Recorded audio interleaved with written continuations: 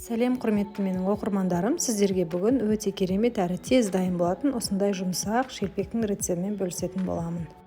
Біздің шелпегімізге 600 грамм ұн қажет болады және 350-400 мг жылы су, жарты шай қасық ашытқы, жарты шай қасық тұз, 20 грамм сары май қажет болады және барлығын жақсылап осылай қолмен араластыра отырып жұмсақ қамыр илейтін боламыз.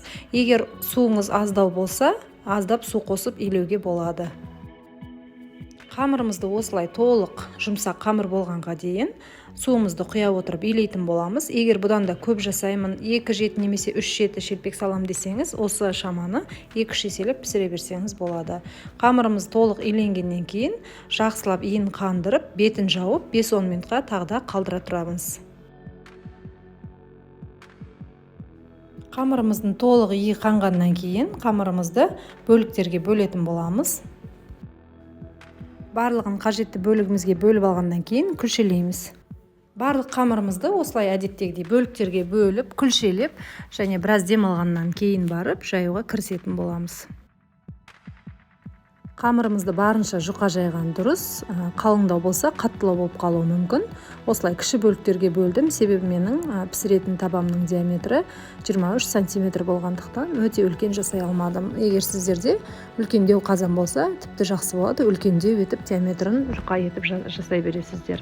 Мен кіші бөліктерге бөліп және жұқа етіп жайып алдым. Көріп тұрғандарыңыздай менің қамырымның жұқалығы осындай болды.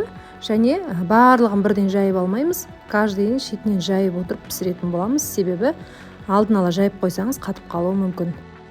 Дайын шелпектерімізді алдын ала қызып тұрған майда пісіріп аламыз. Майымыз міндетті түрде қызып тұрған болуы қажет және шамамен жалпы алғанда 1 минут қана қуырып алатын боламыз, көп ұстамаймыз.